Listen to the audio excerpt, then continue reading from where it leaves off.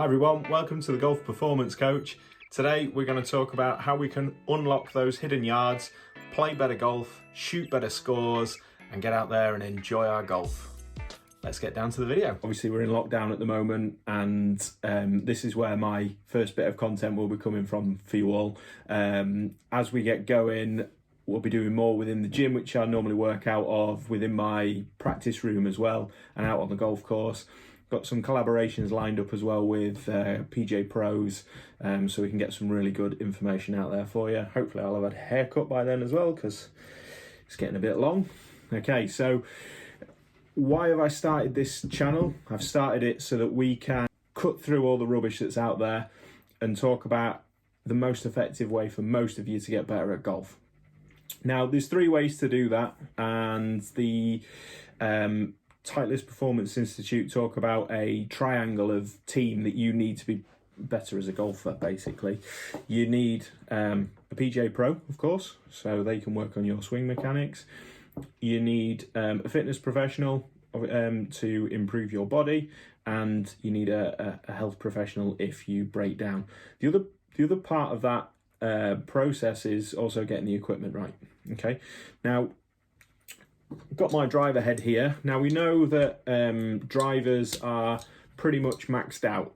Okay, so year-to-year improvements now has pretty much stopped. They're very much trying to get those little marginal gains at this point, whether it be through MOI or spin rates, or just trying to maximize aerodynamics so you can get that extra 0.5% of improvement. Obviously, especially with this model, we've got sliding weights that we can use that we know can have a little bit of an effect, but they are only a little bit of an effect. Also, shafts, so shaft fitting can really help. So this is my driver shaft. Grips as well. Getting all your equipment right and fitted for you can have a really big impact if you're using non-fitted kit. However, if you're already using fitted kit, going from 2 years ago to now, you're not going to see a huge improvement. You're going to see some change, and your swing may have changed over that time, so you might see some change, but it's going to be incremental. Balls can make a bit of a difference as well. Okay, getting the right ball for your game can help maximize distance off the driver or maximize control into a green. But again, they're pretty much controlled now, so there's only so far that they can go from a manufacturer's point of view. So I want people to think a little bit more out of the box. I want them to think about them. I want you to feel and think a little bit more centric. So what I mean by that is, think about you and your body. So we might go out and spend 300, 400, 500 quid on a new driver, and you'll probably play better to begin with, to be honest, because you've got that new club feel, you really enjoy, you've got the new club in your hand, you like the feel of it, you like the new ball flight, you like the new sound, all those sorts of things. But ultimately, the person that's driving it is still the same. Okay, we then might go and have some lessons, which is great. Lessons are really, really important. And as a performance coach, I always suggest that all of my clients are working with a PGA Pro, because no matter how fit I make someone, if their swing is fundamentally flawed, then ultimately it's still going to be fundamentally flawed, and they're still going to have their big miss, and they're still going to miss right when they miss right and miss left when they miss left. So the PGA Pro and myself, we should really work as a team.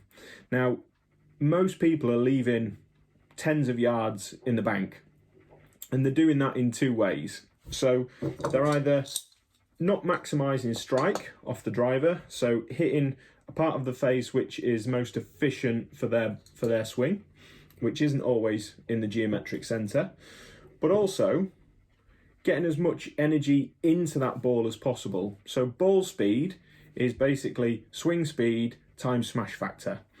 So smash factor is the difference between how fast you swing. So say you swing at 100 miles an hour and the ball comes off at 140 miles an hour, you've got a smash factor of 1.4.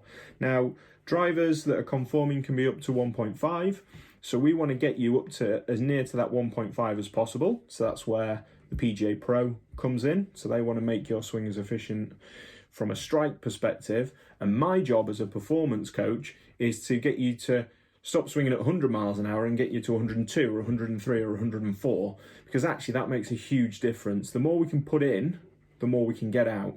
So we need to maximize in 3 ways, like we've said. So equipment, get the right equipment for you.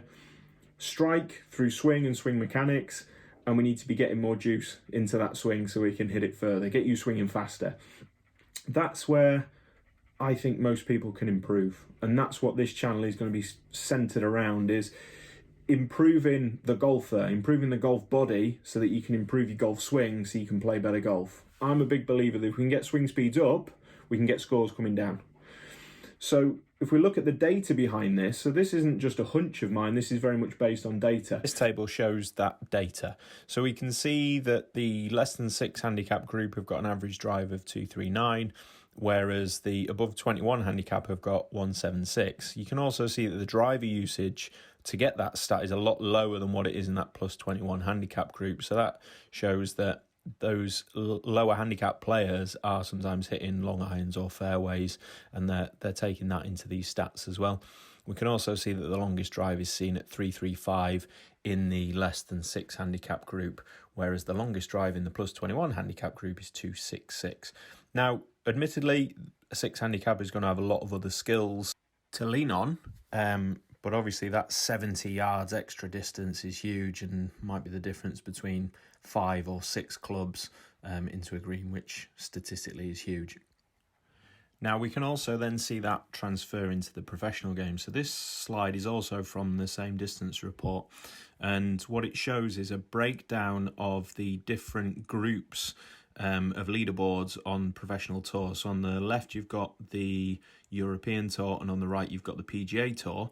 Now the red dotted line that you can see at the top is the top 10 players, and the red dotted line with the triangle at the bottom is the bottom 10 in the fields. Now these are average distances, and we can see that there is a massive difference there. There's a good probably 40 yards difference, and that's what the money lists show. The further you can hit it, the likelihood is you're going to be further up the leaderboard, and we all know if you're further up the leaderboard you earn more money. So there is a quick caveat to all this. We've still got to hold the putts when we get up there. So I'm going to head in now, I'm going to do some practice so that when we get back out after lockdown onto those golf courses, that we can hold as many putts as possible, and we can use this extra distance that we're all going to have to help lower those scores.